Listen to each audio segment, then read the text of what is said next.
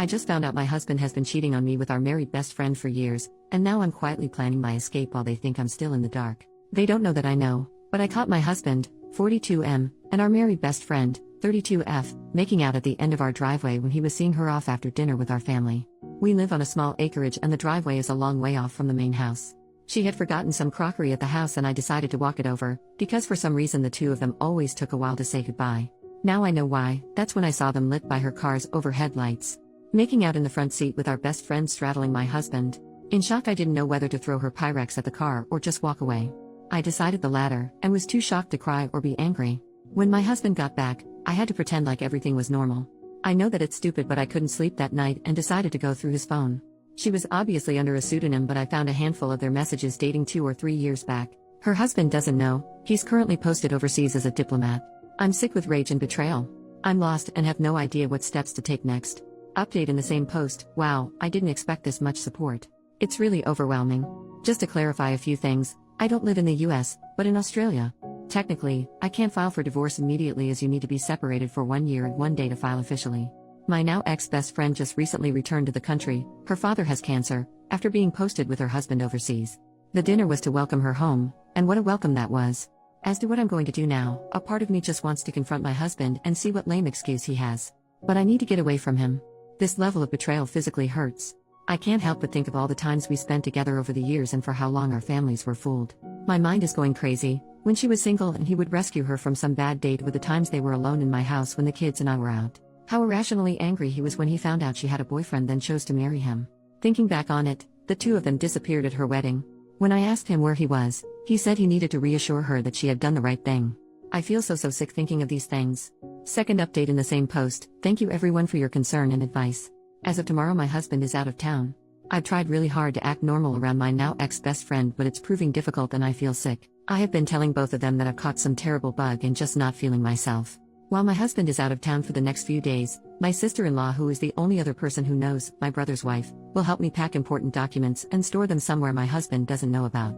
I've organized for my kids to stay with them for a week while I sort my stuff out. I've spoken to a family lawyer and they have told me that the best way to start the separation procedure is to no longer be living under the same roof. I'm very fortunate in that most of our assets are also in my name, and the land our house is on was gifted to us by my parents. I'm planning to kick him out after his trip. But before that, I want to catch them both in the act again. Have some hard proof, send it to the ex-friend's husband, and get the ball rolling for moving on with my life. I'll update with what happens after the confrontation. Final update in the same post. My husband came home 2 nights ago from his trip. While he was gone, I had organized a lot of the important documents, like financials, birth certificates, passports, anything that he could potentially use to try and get more than what he deserves. They are now safely stored and my kids have been staying with their aunt and uncle for the past few days. I had packed all my husband's things and he has been really good at keeping his tracks clean because there was no evidence of his affair within his stuff. I placed all his belongings in the garage ready for the confrontation with him. I was super nervous because I wasn't sure if I was making the right decision. Once he came home and I remembered seeing him kissing our best friend, I remembered the deep hurt they had caused. I was in our kitchen when he came home and he knew straight away something was wrong.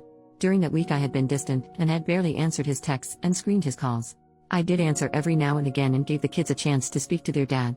He asked me why I hadn't been responding to his texts and he tried to kiss me, but I turned away, and before I knew it, the first things that came out of my mouth were, "I want a separation." I have to admit that he didn't look very surprised when I said it. He nodded his head and said, "What do you know?" Which was just a punch in the gut, because I wanted him to deny it or say something like it was a one-off thing. I asked him to tell me everything, like when did it start? And he said they started about 10 years ago. At first it was flirtatious messaging and a sneaky kiss in the office when they briefly worked together, and the affair was on and off.